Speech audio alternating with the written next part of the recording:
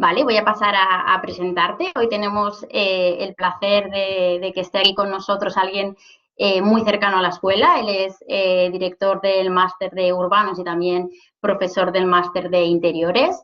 David es investigador, doctor arquitecto también por la Universidad Politécnica de Cataluña. Y entre sus investigaciones trata sobre todo sobre la teoría de la complejidad, que va un poquito la charla de hoy, ¿vale? Nos viene a contar todas estas cuestiones y también va a publicar un libro, así que os animo a estar muy atentos a lo que nos tiene que contar. Y si os parece, después abriremos como un pequeño debate, incluso se puede abrir si queréis cámara y micro para que os resulte más fácil pues poder interactuar, ¿vale? Así que, David, gracias por estar con nosotros y todo tuyo. Perfecto, pues muchas gracias, Beatriz. Sí, en efecto, hoy más que de complejidad vamos a hablar concretamente de creatividad, que creo que es un tema que para cualquier escuela de diseño es un tema muy interesante. Y es que la creatividad siempre ha sido algo misterioso, muy misterioso, pero desde hace unas décadas se han descubierto una serie de cuestiones que nos permiten iluminar un poco este fenómeno. Así que lo que voy a tratar de hacer ahora es, en 30, 40 minutos, hacer una breve síntesis que nos debe permitir entender la creatividad desde una perspectiva más amplia y mucho más interesante.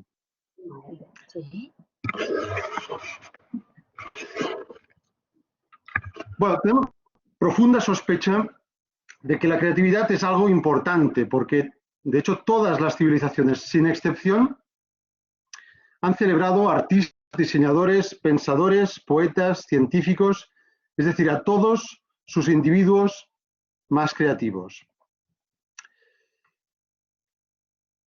Y nos podemos preguntar, ¿por qué? ¿Por qué valoramos tanto la creatividad?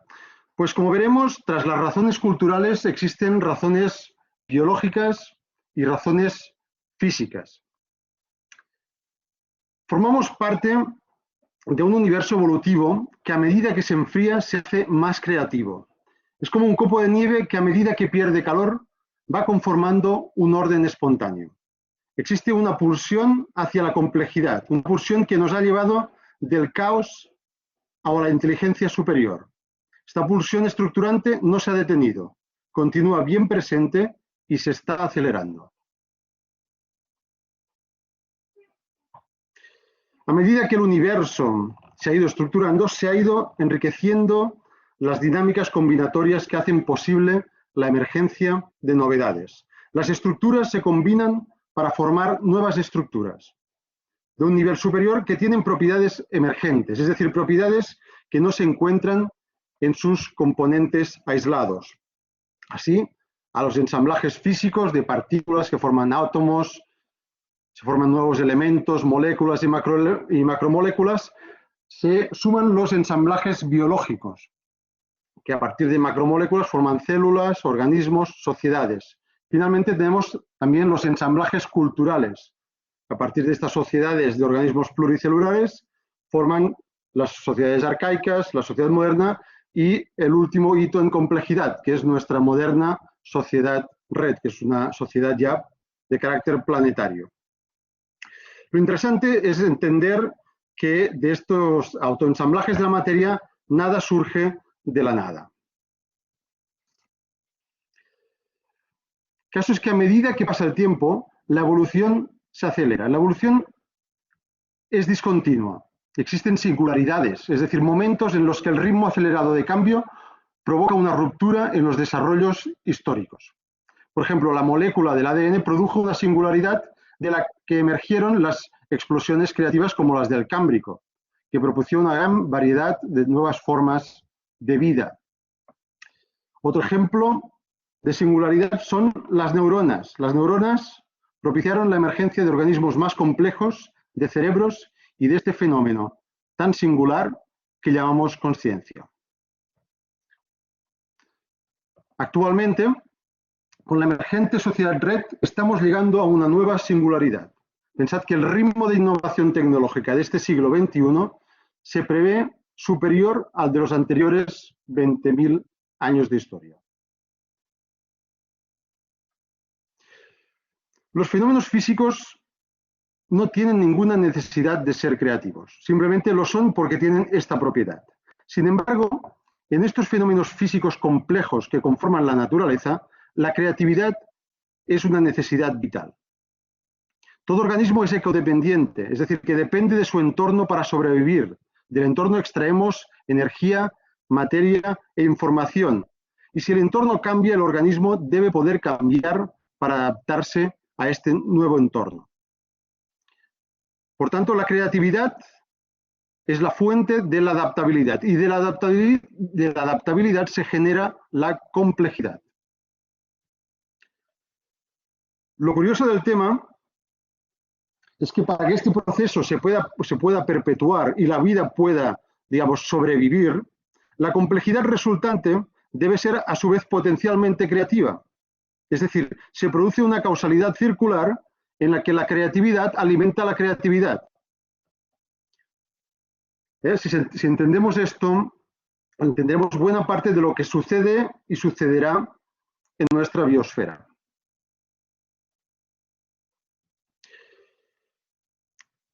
La creatividad es la manera que tiene la naturaleza de sobrevivir. El sexo, por ejemplo, no solo nos complica la vida, sino que es una forma que ha encontrado la naturaleza de complicarse la vida para hacerla creativa, mediante la azarosa recombinación de genomas.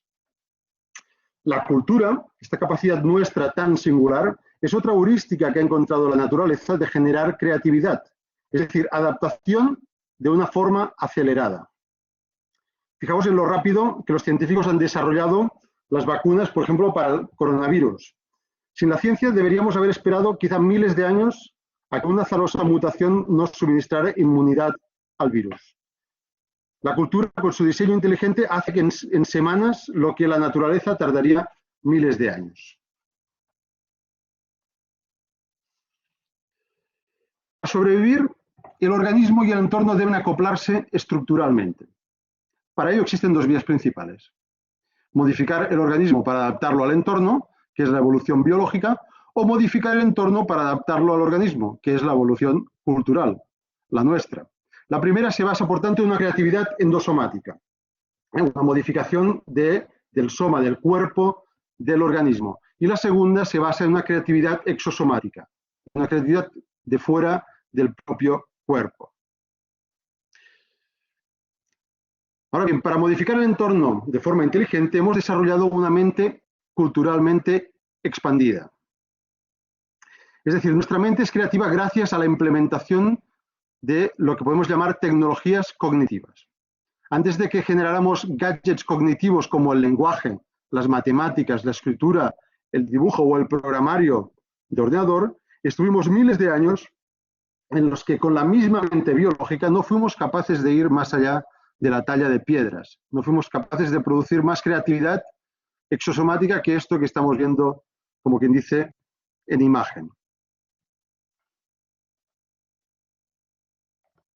Lo importante es entender que con los gadgets cognitivos podemos ampliar nuestro espacio de diseño.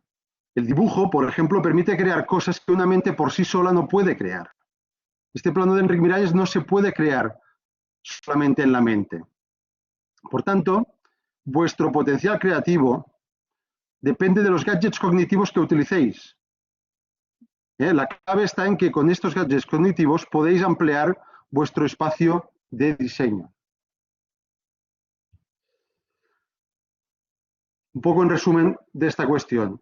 Debemos saber que somos primates tecnológicos, que somos cyborgs natos, que nuestro cerebro es un órgano disfuncional sin el alimento cultural y que es gracias a este alimento que podemos generar combinatorias originales. Pero nuestra creatividad es fundamentalmente fruto del material heredado de nuestros antepasados. Quizá esto os parezca exagerado, pero debéis pensar que cada una de las palabras que utilizáis para pensar, absolutamente todas ellas, las habéis heredado.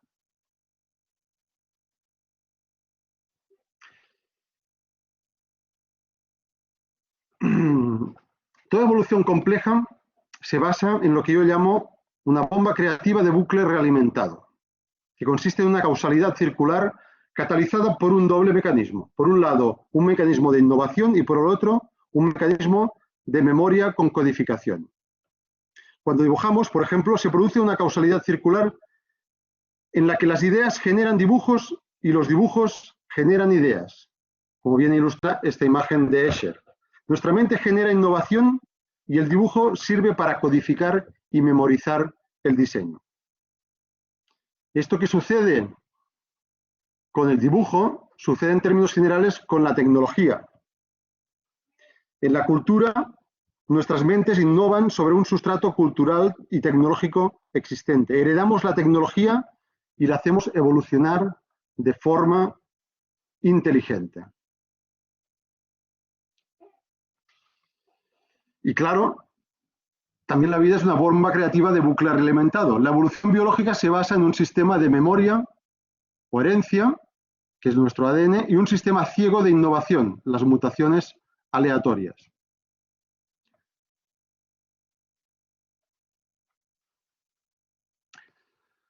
Pues bien, los científicos han observado que los sistemas creativos surgen en el límite del caos, que es una especie de zona fértil entre un orden muy elevado y la anarquía. Esto lo podemos explicar a través de los diferentes estados de la materia. En un extremo tenemos el estado sólido, donde existe mucho orden. Existe tanto orden que no hay cambios, ni por tanto posibilidad de innovaciones. En el otro extremo tenemos el gas, que genera mucho cambio, mucho desorden. Es muy creativo, pero es incapaz de memorizar, de generar configuraciones estables que sirvan de herencia para que se produzca una evolución. En el centro, en cambio, tenemos el estado líquido, que es el estado donde surge la vida. De hecho, nosotros somos una especie de complejas redes líquidas. Y este es un estado intermedio capaz de generar simultáneamente orden y desorden, capaz de generar, por tanto, complejidad. Así que, como vemos, la creatividad necesita de orden y de desorden y de interacciones que generen esta dinámica evolutiva. Saber esto nos puede servir para empezar para saber cómo generar entornos más creativos. En el caso de una universidad, por ejemplo, una clase magistral suele ser un ejemplo de orden. Se transmite información, pero existen pocas interacciones que permiten generar algo nuevo. La clase magistral ejemplifica algo sólido, la herencia del sistema. El gas sería una fiesta universitaria. Las fiestas suelen ser un escenario de excesos, de exceso de interacciones. Existe creatividad, desorden, pero no hay mecanismos de herencia, no hay mecanismos de memoria. La mañana siguiente no nos acordamos de nada. ¿Y cuál sería ese entorno creativo ideal? Pues seguramente sería algo así como la biblioteca cafetería, que es un espacio de equilibrio donde se producen interacciones entre mentes y libros y mentes. Un espacio donde el orden y el desorden pueden coexistir. Un espacio donde la creatividad puede dar lugar a la complejidad. Como la creatividad necesita de interacciones, una buena manera de ser más creativos es poner a diferentes disciplinas en un mismo entorno. Por esto la Bauhaus fue una escuela de diseño con tanto éxito. En la Bauhaus se mezclaban pintores, carpinteros, músicos y artistas de todo tipo. Fue un modelo tan bueno y es tan vigente que la Unión Europea la va a poner en marcha de nuevo. Para ser más creativos hay que poner más cosas sobre la mesa. Por esto los talleres de los artistas suelen ser espacios desordenados, plagados de cosas. Pueden parecer espacios caóticos, pero todas estas cosas son el alimento de sus obras. No hay más ideas que en las cosas, decía Carlos Williams. Mi cerebro es mi taller, dice Joan Fontcuberta. Recordad lo que decimos de la mente extendida. Y hoy en día, gracias a Internet, apenas necesitamos espacio para tener nuestro taller lleno de cosas. Internet es el mayor motor de serendipidad de la historia. Ha ampliado de forma increíble nuestro potencial creativo y nos ha abierto el mundo a infinitud de posibles combinatorias.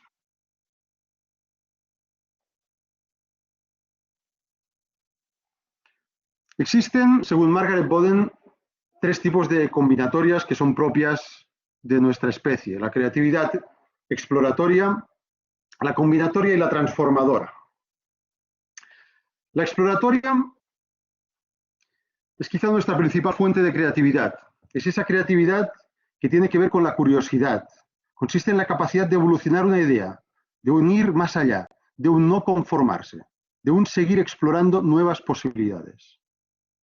Claro que no conformarse con lo que se tiene puede ser agotador. Por esto George Bernard Shaw dice que la creatividad es 90% transpiración y un 10% de inspiración. La creatividad exploratoria es también la que ha guiado la evolución de las mejoras de la mayoría de nuestros instrumentos tecnológicos, como los artefactos de guerra que vemos aquí en esta imagen. Es la misma creatividad que ha guiado a Picasso a ir evolucionando una idea, como los desarrollos hacia la abstracción de esta figura taurina. En este proceso, como dice el pintor, la inspiración tiene que llegarte trabajando.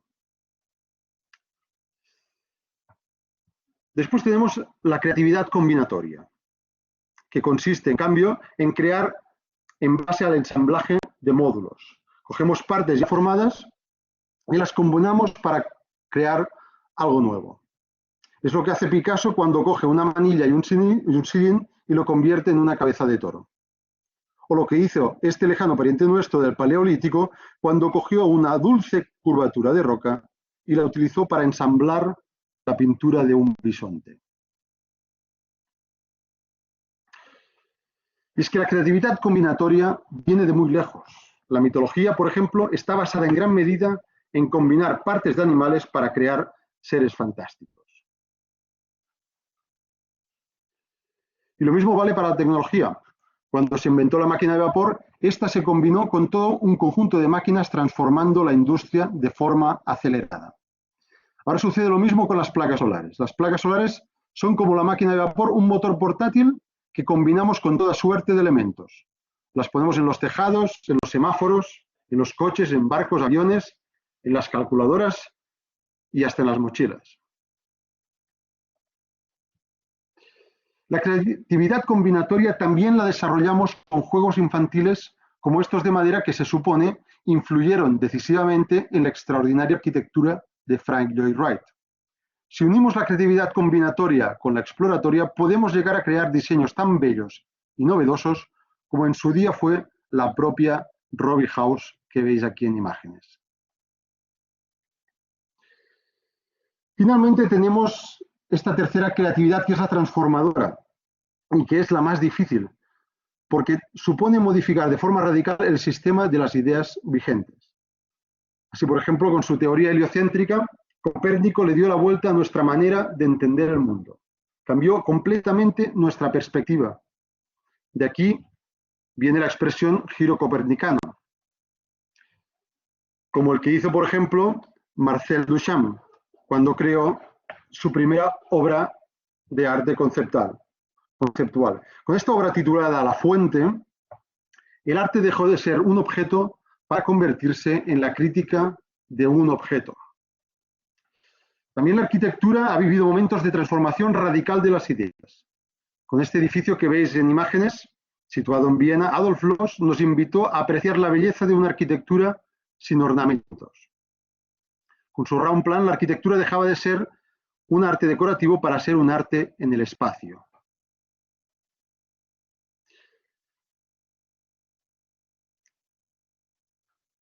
Al igual que hace la naturaleza, nuestro cerebro es capaz de crear heurísticas, es decir, es capaz de crear atajos para resolver problemas. También problemas de diseño, claro está. Imaginemos que nuestro cerebro es como una red neural como la que veis aquí en las imágenes. El cerebro recibe una serie de estímulos a través de nuestros sentidos, que es lo que llamamos los inputs, los procesa en complejas redes neuronales, muchas veces de forma oculta, en el subconsciente o el inconsciente, y da como resultado unas respuestas en forma de comportamientos, lo que a nivel informático se llama los outputs. Pues bien, sucede que con el tiempo y la experiencia, nuestro cerebro consolida toda una serie de rutas que nos permiten resolver los problemas de una forma más directa y más eficiente.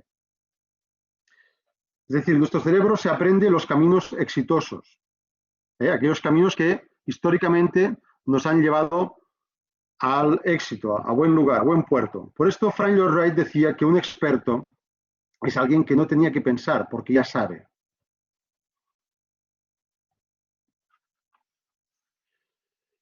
Existen heurísticas especialistas y heurísticas generalistas. Las especialistas son las propias de cada campo disciplinar y por lo tanto no las vamos a tratar ahora. Pero sí que me parece importante explicaros algunas heurísticas generalistas. Yo conozco 3, que son las que os voy a explicar ahora, pero quizá vosotros después nos podéis explicar alguna más. La primera heurística que os quería explicar es la heurística de la descomposición. Esta heurística nos indica que ante un problema complejo, una solución consiste en descomponer este problema en partes más sencillas. Consiste en reducir la cuestión a las problemáticas más fundamentales. Un ejemplo lo tenemos en este proyecto del Corbusier, el de las casas Domino. Le Corbusier tenía que proponer una solución a un problema complejo, el cómo construir viviendas en serie de una forma económica. Sí que su solución fue reducir este complejo problema a una problemática más fundamental, el resolver su estructura, su armazón, que es lo que estáis viendo ahora en imagen. Otra heurística generalista básica es la de la negación, que consiste en eliminar restricciones que nos impiden abrir nuevos caminos. Esta heurística es fundamental para aquellos que ya tienen una experiencia que les lleva a saber resolver bien los problemas, pero siempre lo resuelven de la misma forma. Esta heurística nos indica que para ser creativos a veces tenemos que desaprender, porque si no desaprendemos siempre llegamos a los mismos lugares. Para diseñar un loft, como que vemos en las imágenes, hay que negar los parámetros de vivienda convencionales. Si no los negamos, nunca podremos encontrar soluciones tan diferentes.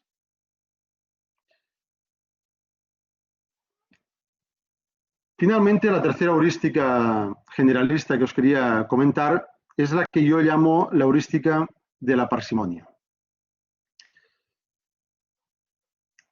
Esta heurística consiste en resolver los problemas de la forma más sencilla posible. Es el menos es más del eslogan minimalista. Porque la parsimonia trata de hacer mucho con muy poco. Gratifica, por tanto, una especie de economía de medios. Es como una navaja de Occam aplicada al diseño. Siempre preferimos las soluciones claras y sencillas a soluciones complicadas y enrevesadas, como si en la sencillez se encontrara la verdad.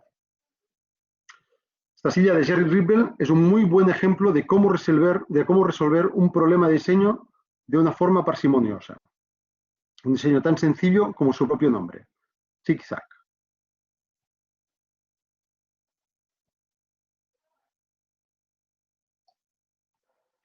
Y ahora, unas cuestiones finales.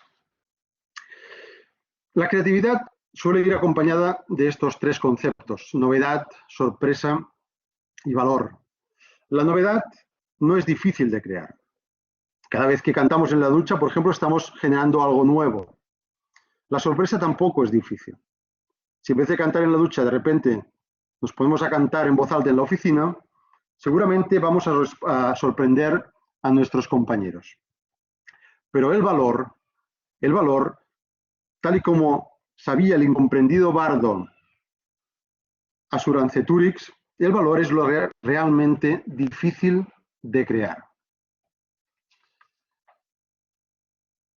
Y es que los valores están en constante evolución. Es un proceso circular, otro más. La sociedad nos da valores y nosotros damos valores a la sociedad. Hoy día existen valores sociales inequívocos a los que puede atenerse todo diseñador. Valores como la sostenibilidad, la solidaridad, la eficiencia o la inclusión. Pero también nosotros como individuos podemos generar nuevos valores que después pueden ser implementados en la sociedad. Todos sabemos que Van Gogh no fue nada valorado en su época. Su pintura estaba avanzada a su tiempo. Y es que a veces se necesita tiempo para que ciertas obras sean valoradas por la sociedad. Por esto los individuos creativos suelen ser individuos persistentes, suelen ser obstinados, tenaces, pesados, insistentes, tozudos. Los grandes creadores han creído en sí mismos, han sido gente con una cierta autoconfianza. Ni obras tan extraordinarias como La Pedrera de Gaudí gozaron en su día del beneplácito de todo el público. De hecho, el propio nombre de La Pedrera es un mote en origen despectivo. Quizá Gaudí, que sabemos que era un gran devoto religioso, conocía estos versos de San Juan de la Cruz. Unos versos con los que terminamos y que son algo así como un emblema de la creatividad.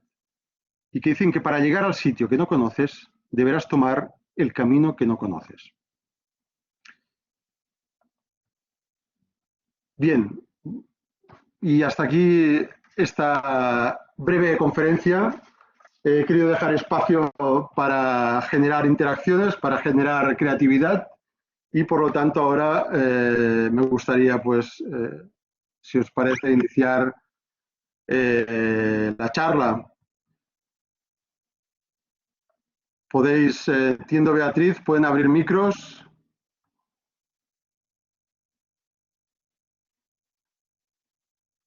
O podéis interactuar a través del chat.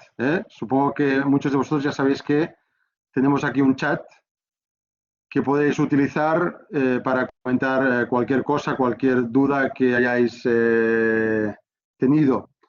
Es un resumen efectivamente muy sintético, así que seguro que hay cosas que quizá querréis que os acabe de clarificar.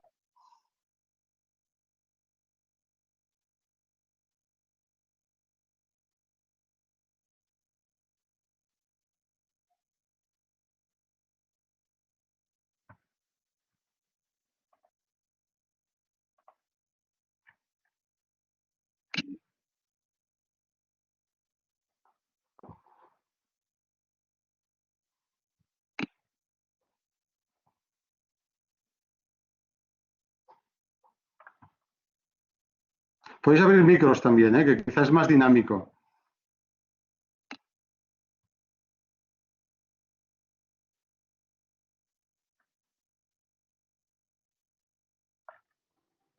Ya es que no teníamos activado el permiso para abrir micrófonos, por eso nadie hablaba, me imagino. Hola David, mucho gusto. Bueno, mi nombre es Guillermo Castellanos y te agradezco mucho la información. Como tú le dices, está muy bien sintetizada y me generó mucha curiosidad y digo, por ahí, por eso solté la pregunta. Eh, Dada la información que nos presentaste, no sé si nos pudieras compartir tus fuentes o libros o información donde tú te inspiraste para sacar todas estas metodologías, porque me gustaría como aprender más al respecto, o sea, leer teoría sobre creatividad como para aplicarla a mi día a día. Bueno, sí, seguramente encontrarás muchos títulos, pero yo me esperaría que saliera el libro, mi libro que ha de salir a finales de año, y ahí encontrarás Venga. una explicación mucho más extensa y abundante bibliografía, pero pues, por ejemplo, autores como Margaret Bowden, por ejemplo, autora de un libro que está bastante bien, aunque tiene 20 años, creo que es plenamente vigente y que trata, entre otras cosas, también de temas de inteligencia artificial, pues hay un libro que se llama La mente creativa, que es un libro, yo creo, bastante interesante. Yo, al menos, he aprendido mucho de ellos. Empezar a ejercitar la creatividad implica, como he insistido reiteradamente, pues poner más cosas sobre la mesa, leer más, trabajar más, apuntar más, escribir más. Mi cerebro extendido lo veis aquí detrás en mi biblioteca. Pues las bibliotecas son esto, pueden servir para esto, para extender vuestras mentes y hacerlas más creativas. Venga. En este sentido, esto hay que provocar interacciones, hay que mezclar cosas y después hay que encontrar este sistema, digamos, para retener esas cosas, porque muchas veces os pasará a vosotros como a mí que leemos y pues buena parte de estas lecturas se acaban disolviendo en nuestra memoria y como que dicen no queda ni rastro. Entonces una buena manera, digamos, de aprender algo es escribir un libro. subrayar, apuntar, generar, digamos, este sustrato fijo, que puede ser un resumen y que os permita, digamos, después trabajar con este material y que no se pierda. Claro, sí, porque como bien lo dices, te quedas con solo pocas cosas. Bueno, en mi caso yo lo que aprendo trato de aplicarlo luego a mis proyectos de diseño. Yo tengo un estudio de branding y me gusta mucho de las metodologías creativas que aprendo o las que yo considero más funcionales para mí, no son siempre las más funcionales para mi equipo, entonces tengo que tener como varias metodologías para ver qué le funciona a quién y cómo sacar el mejor jugo al equipo, ¿no? Entonces, por eso estoy como interesado en tu libro, que ya no sé, ya nos presumirás cuando salga para que llegue hasta acá, hasta México. Entonces, no, pues muchas felicidades y esperaré con ansias ese extracto de todo tu aprendizaje y de todas tus lecturas. Fantástico, Guillermo, pues gracias a ti por el interés. Los temas de branding, yo soy arquitecto. No he podido evitar, evidentemente, irme a ejemplos de arquitectura, pero cuando os hablaba de estas heurísticas generalistas, son generalistas, es decir, que creo que perfectamente que son aplicables a todo ámbito del diseño. Claro. La heurística de la negación, la de la parsimonia y la de la descomposición, son heurísticas que son aplicables absolutamente a todos los ámbitos del diseño. Y seguramente existen más. Yo he aprendido algunas y he encontrado otras. Si a alguien se le ocurre otra heurística generalista, para mí sería un gran descubrimiento. Santiago No, Becerra preguntaba cómo se puede desaprender. Eso es a veces más complicado que aprender, creo, Santiago. Eso es una buena pregunta. Y la verdad es que entiendo que desaprender se aprende practicando, o sea, buscando nuevas maneras de hacer las cosas. Y por lo tanto, generando una autocrítica, el ver que siempre, de una forma constante, estamos llegando a las mismas ideas, a las mismas soluciones y que por lo tanto hay algo en estos procesos complejos de nuestro cerebro que siempre nos llevan, digamos, a llegar al sitio que conocemos. Un poco es lo que pone el lema aquí. Y por lo tanto, si no queremos llegar a este sitio que ya conocemos, pues de alguna manera tenemos que tomar otro camino, un camino que desconocemos. Por lo tanto, la creatividad tiene que ver también con el arriesgar.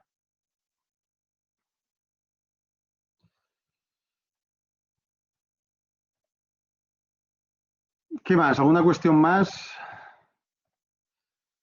Abrid micros, no tengáis vergüenza. Silvia.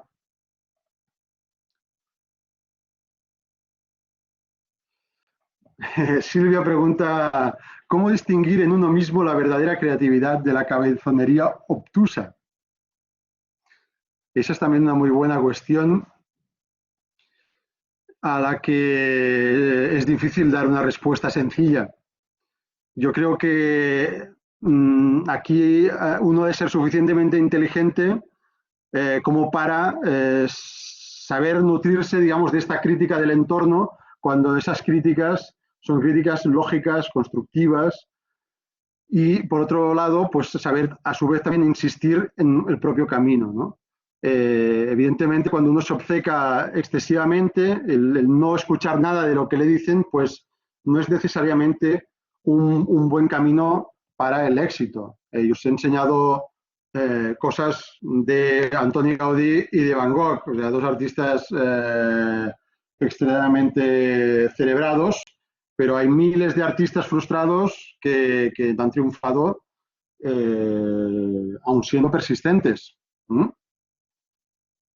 sea, aun siendo persistentes, aun siendo tenaces, siendo tozudos. Así que, bueno, ya os he dicho que la creatividad podríamos iluminar algo, pero que en gran parte permanecería, digamos, en un ámbito de oscuridad.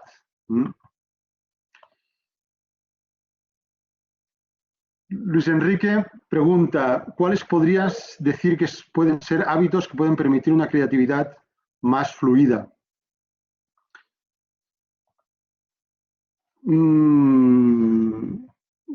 Pues la verdad es que tiene que ver precisamente con el hecho de no generar hábitos.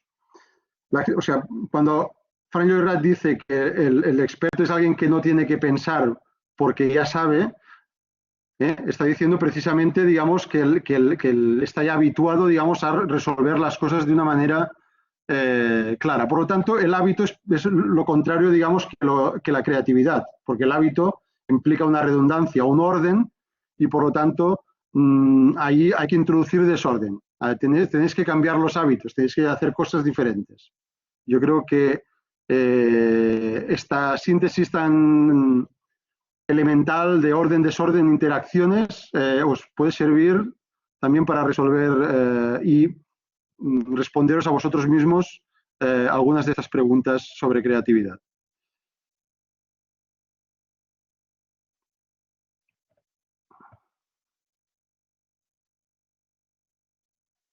Fabiola, levanta la mano, puedes hablar, Fabiola.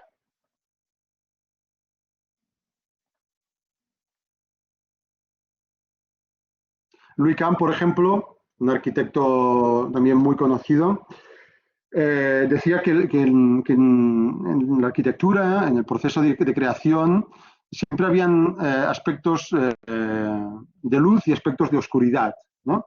Y en los aspectos lumínicos, los aspectos claros, eran aquellos conscientes pues, que podían obedecer aspectos como estos valores sociales que os decía de sostenibilidad, de inclusión, de eficiencia, que eran aspectos, digamos, verbalizables, aspectos que estaban en un plano consciente. Pero que también había aspectos oscuros, aspectos en gran parte, en gran medida impenetrables, que se producían dentro de nuestras mentes, en estas capas profundas de nuestro cerebro, en los que se desarrollaban combinatorias que a veces eran incontrolables y que eran muy difícil de discernir, y por esto las colocaba él en este ámbito de oscuridad, ¿no? Por lo tanto, yo creo que esto sigue vigente. La creatividad siempre tendrá una parte oscura, una parte que obedece a estas misteriosas y tantas veces extraordinarias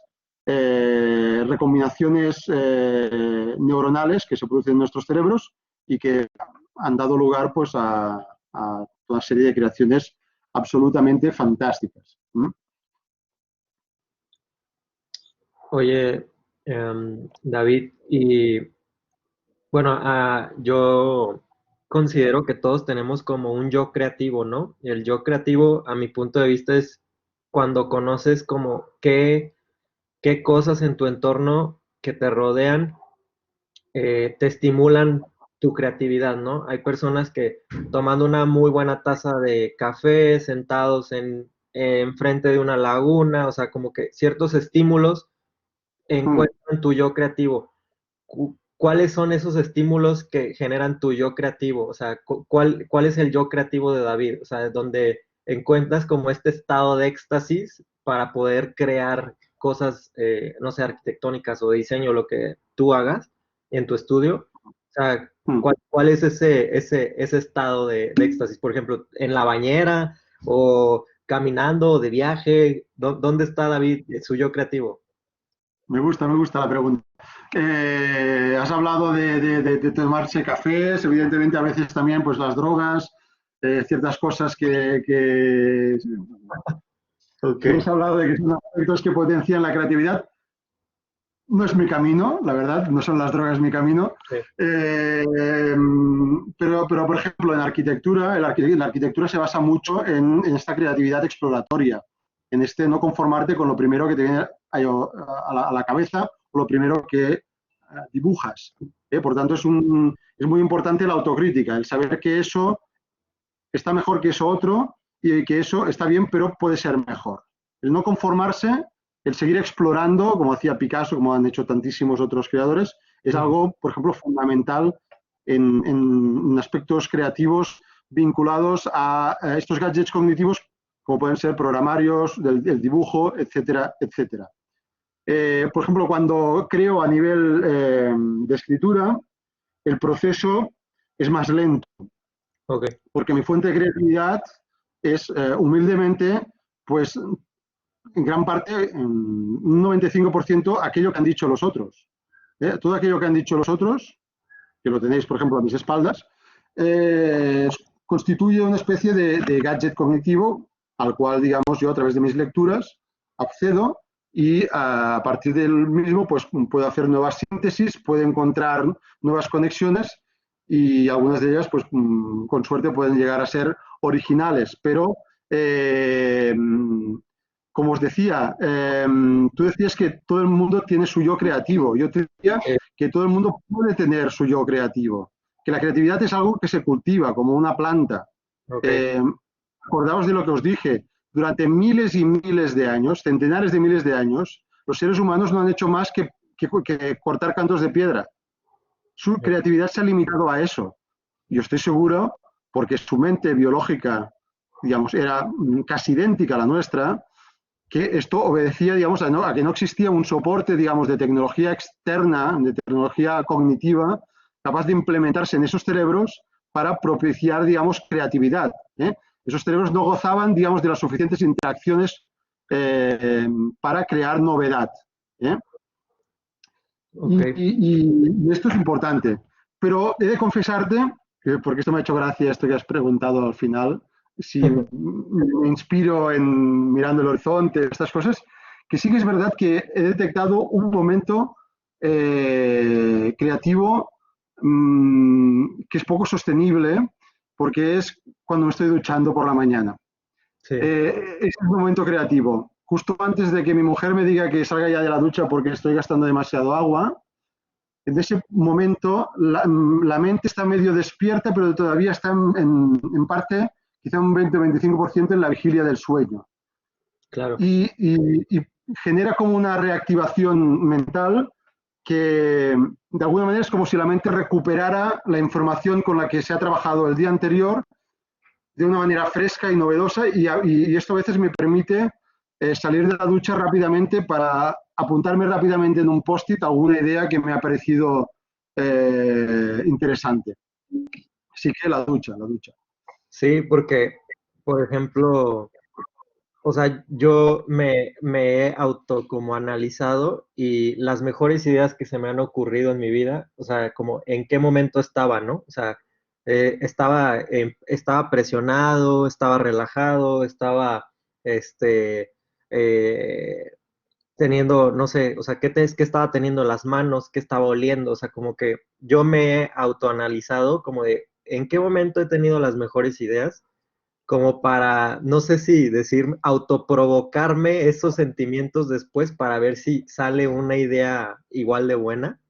Entonces, quería ver si era como una locura personal o si dentro de esta creatividad como que habemos más personas que se autoanalizan como para decir, oye, ¿cómo fluyo mejor yo? O sea, ya teniendo este músculo creativo generado, Uh cómo, -huh. cómo sé, cómo sé en mi vida que lo estimula, ¿no? O sea, qué estimula mi creatividad. Por ejemplo, tú ya lo dijiste, leer, este, pero no sé si puedas leer en todos lugares, o sea, a lo mejor no te sientes cómodo leyendo en un lugar que no es como tu espacio, ¿no? Y no genera esta creatividad.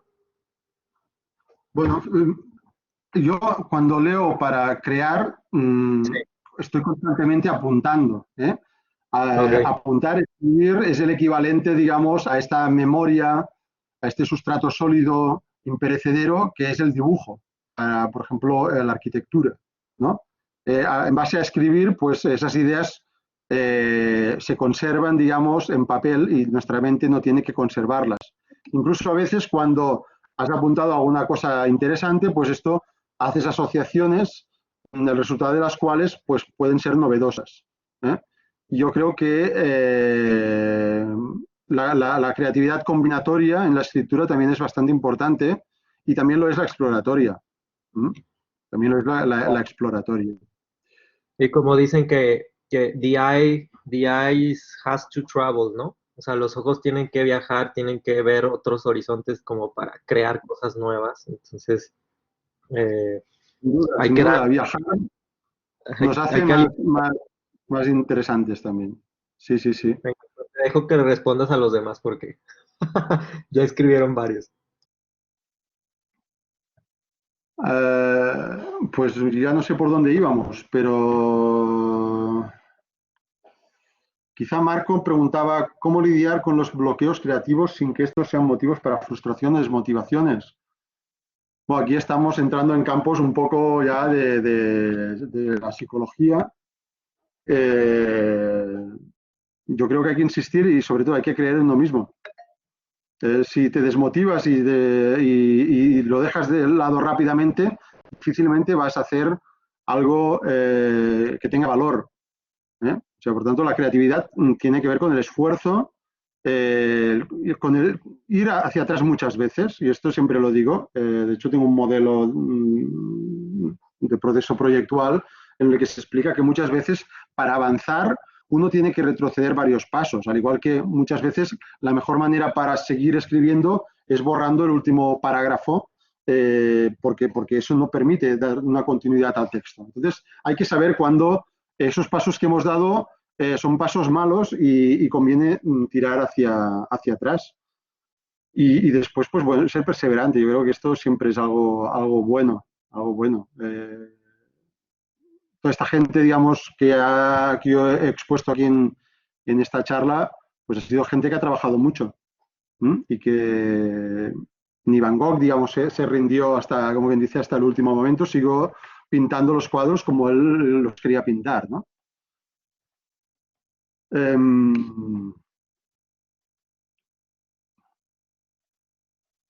Fabiola preguntaba si consideras que la creatividad puede enseñar o es una habilidad para cierto tipo de personas. Pues yo considero que toda acción necesita un mínimo de creatividad para realizarla. Bueno, yo creo que que toda persona tiene un potencial creativo importante y que muchas veces no se conoce y no se manifiesta, pues porque por el entorno no ha sido potenciado. ¿eh? Pero el potencial creativo, partiendo, digamos, de la base científica que marca la biología, digamos, que todos tenemos unos cerebros con unas prestaciones bastante notables, pues está en todas las personas. Esto estoy convencidísimo.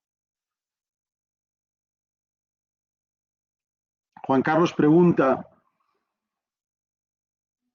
¿qué te parece la facilidad y la normalidad de hábito que hay hoy en día en el copia-pega en este mundo tan fácil de obtener información, imágenes, ideas, con tanta facilidad en Internet? La originalidad absoluta no existe, pero ¿qué opinas de aquellas que copian sin poder el trabajo de otros? ¿Puede llegar a ser una creatividad contemporánea? Bueno, creo que estas cosas del copy-paste, efectivamente, hoy en día es muy fácil llevar a término, digamos, estos procesos.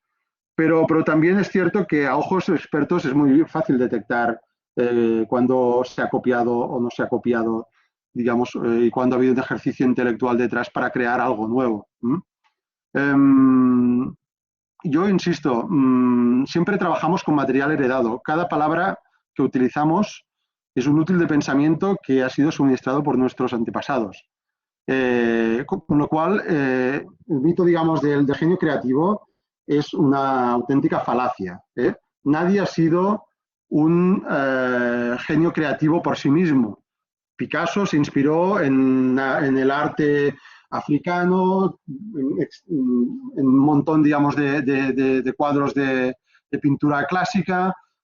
Todo el mundo, digamos, ha bebido, o todo el mundo que ha hecho cosas interesantes es porque tiene un conocimiento muy nutrido, digamos, de lo que se ha hecho anteriormente en su campo.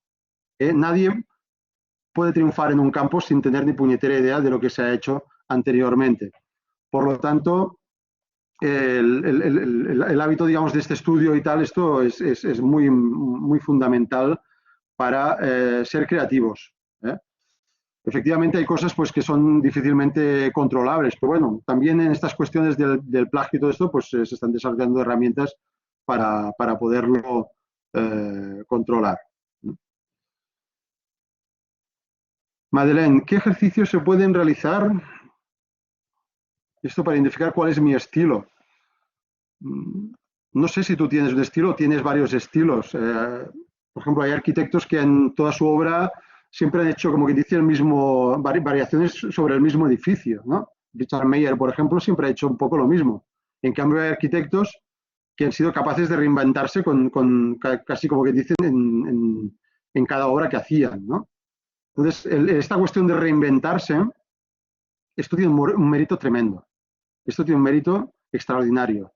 Lo que pasa es que muchas veces caemos en esta cuestión poco vulgarizada de la firma, ¿no? De la firma del autor, ¿no? Ese arquitecto es ese que siempre hace ese tipo de edificios. Esos edificios identificables, esos edificios muchas veces icónicos, que no hace falta que nos digan de quién es porque ya lo sabes, porque tiene una receta, digamos, para hacer arquitectura muy característica que nos permite identificarlos, ¿no? Esto tiene mucho mérito porque abrir nuevos campos, digamos, en el diseño y nuevas combinatorias creativas, pues es muy importante y es muy difícil. Pero más difícil que esto todavía es reinventarte cada vez que haces algo. Yo a esta gente realmente la pongo en un nivel todavía superior. Porque es un esfuerzo brutal. Es un esfuerzo brutal esto, digamos, de replantearse, como dicen, a cada ejercicio una manera nueva de resolverlo.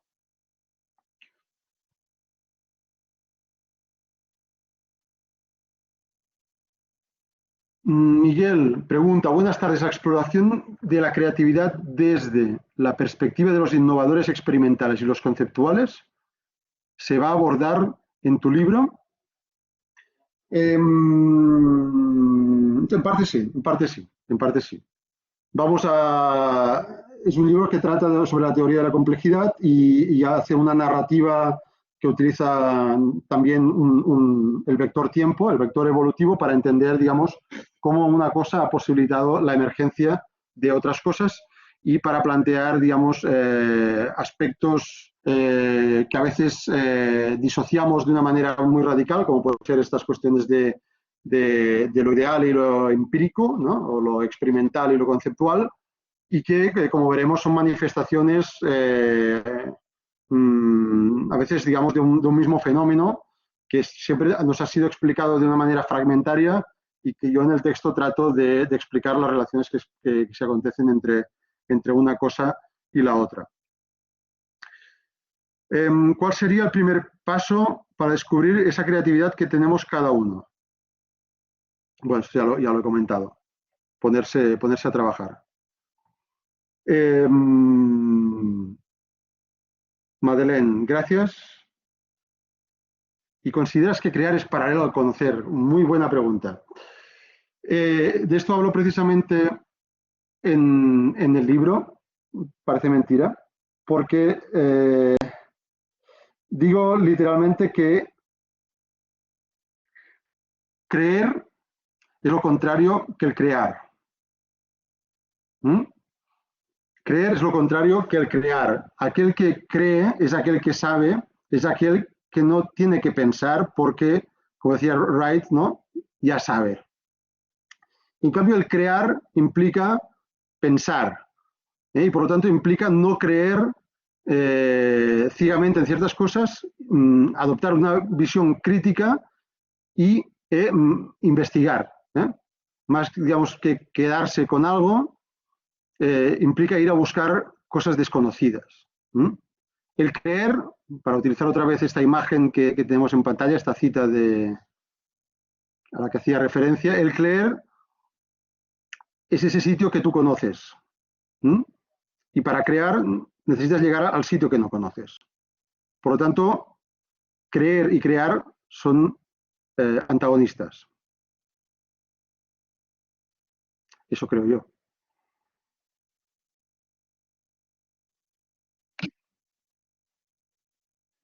Bernat, ¿qué tal, Bernat? Al final ha podido entrar. Buenas noches a todos. Bueno, primero de todo felicitarte, compañero, por por la maravilla que nos has regalado. Y, bueno, quería relacionar un poco tu ponencia con algo que me interesa últimamente, que es el tema de los procesos creativos, ¿de acuerdo? Que creo que estás un poco con esta postulación intentando ahí abrir un organigrama.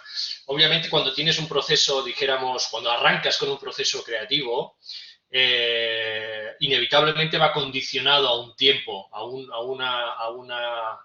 un horizonte temporal en el que probablemente luego tienes pues esto, que hacer una presentación, una entrega, o entregar unos bocetos, o entregar unas de estos, ¿no?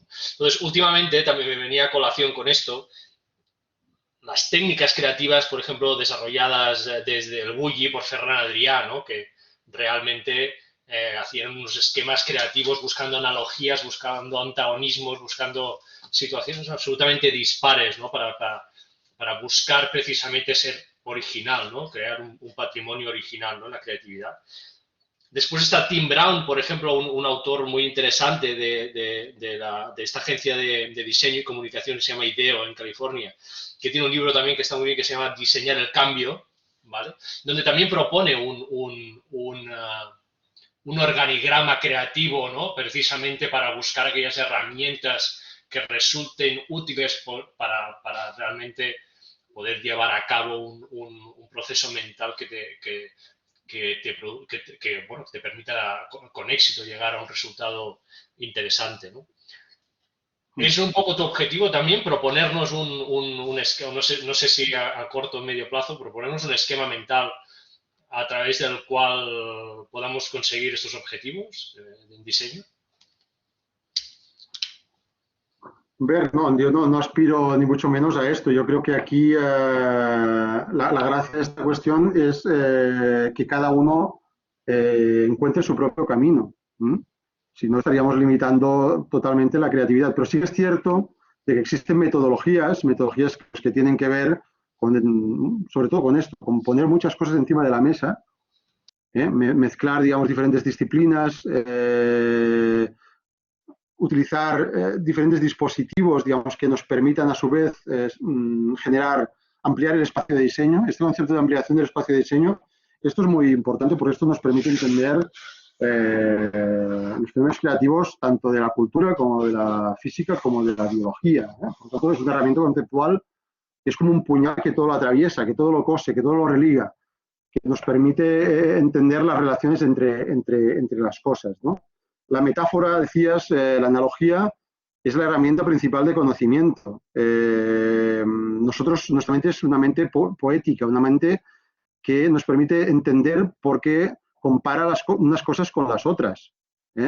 Pero no necesita comparar dos cosas iguales para entender relaciones entre ellas, porque si no, no podríamos comprender nada, porque si no, cada vez que nuestra madre se cortara el pelo no la podríamos reconocer, ¿no? Por lo tanto, esta idea, digamos, de la metáfora como algo imprescindible para el conocimiento, esto es muy importante. Yo creo, por ejemplo, que la poesía en este sentido siempre ha sido un arte un poco minusvalorado y que encierra, digamos, un potencial creativo brutal, absolutamente brutal.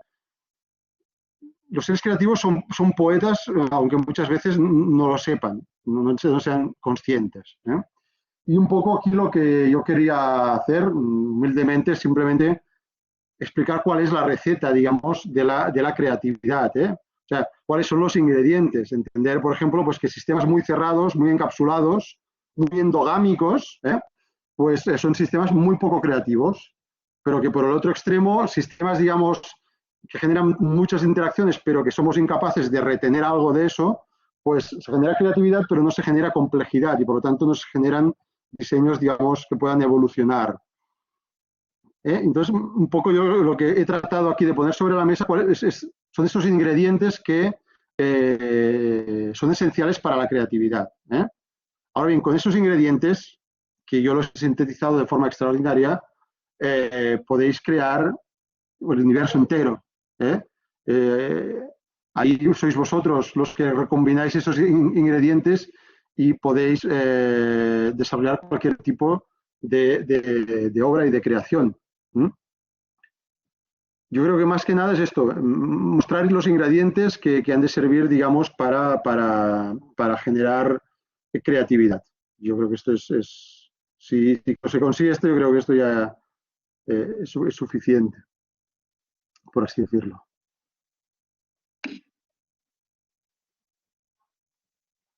Bernat decía, hablaba de métodos, yo creo que esto es verdad, que cada uno pues debe procurarse su propio método. Yo, un autor, por ejemplo, que es un auténtico sabio y que os recomiendo a todos vosotros, es el sociólogo y filósofo francés Edgar Morin. Edgar Morin tiene ahora casi 100 años, todavía está vivo. Está vivo porque su mente nunca ha parado, digamos, de trabajar. Y este señor es un auténtico sabio. Entonces, su obra principal se llama precisamente El Método. Bueno, pues en esta obra nos propone una metodología, digamos, una forma de adquirir conocimiento que nos permita entender la relación entre las cosas. Porque cuando decimos que hoy en día en Internet hay tantísima información, eso es verdad, pero lo difícil es relacionar esa información. Es ahí donde está la verdadera dificultad de nuestro tiempo. En generar, digamos, estas relaciones entre cosas muchas veces distantes a nivel disciplinar y entender que ahí hay una relación y que esas cosas que parecían que no tenían ningún tipo de vinculación, en realidad son expresiones, manifestaciones de un mismo fenómeno.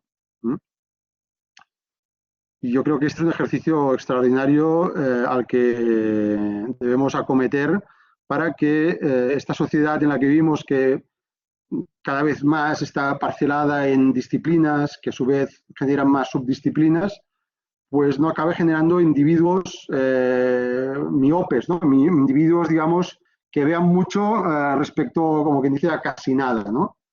Pero claro, las universidades están formuladas, en primer lugar, para generar individuos capacitados para actuar en una sociedad determinada, ¿no? Entonces, si la sociedad en la que estamos es una sociedad hiperespecializada, pues la universidad genera individuos hiperespecializados.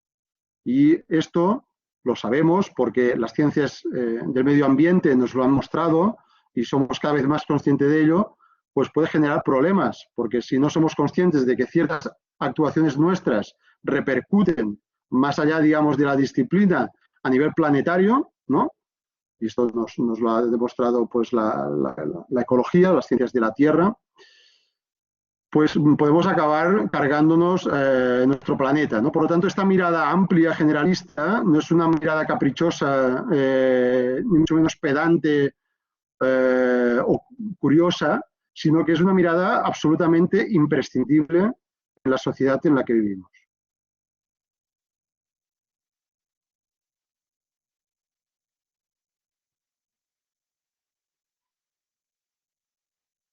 Bueno,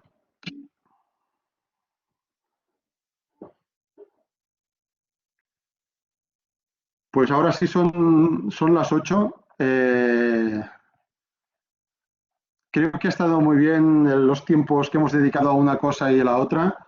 Eh, la verdad es que hablando con vosotros, pues quizá vosotros aprendéis algo, pero yo os aseguro que aprendo mucho.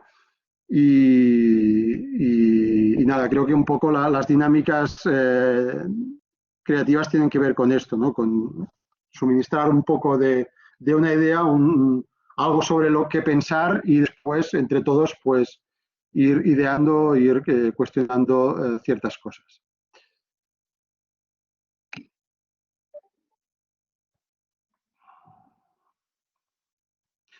Bien, pues no sé si no hay más cuestiones. Os agradezco mucho que hayáis asistido en directo a la conferencia, a esta charla.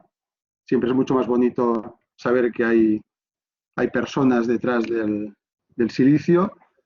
Y ya está por mi parte, creo.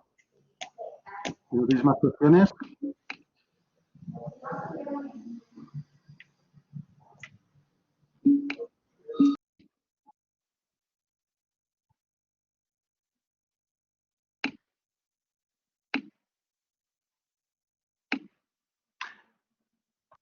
No sé si Beatriz